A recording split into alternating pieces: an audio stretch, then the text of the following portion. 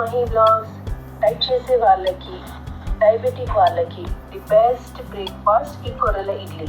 దీనికోసం ముందుగా ఒక కప్పు మినపప్పు, 3 కప్పుల కొర్రలు నానబెట్టుకోవాలి.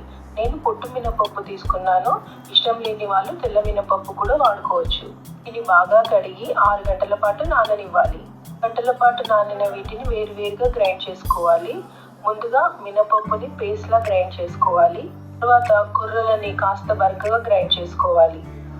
ఇప్పుడు వీటిని కలిపి 6 గంటల పాటు ఫర్మెంట్ అవ్వడానికి పక్కన పెట్టాలి, లేదా రాత్రి అంతా కూడా పక్కన పెట్టొచ్చు.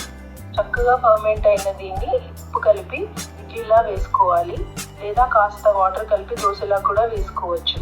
దీన్ని కొబ్బరి చట్నీతో కానీ సాంబార్తో కానీ సర్వ్ చేయొచ్చు. నేను మాత్రం పల్లి చట్నీతో సర్వ్ చేస్తున్నాను.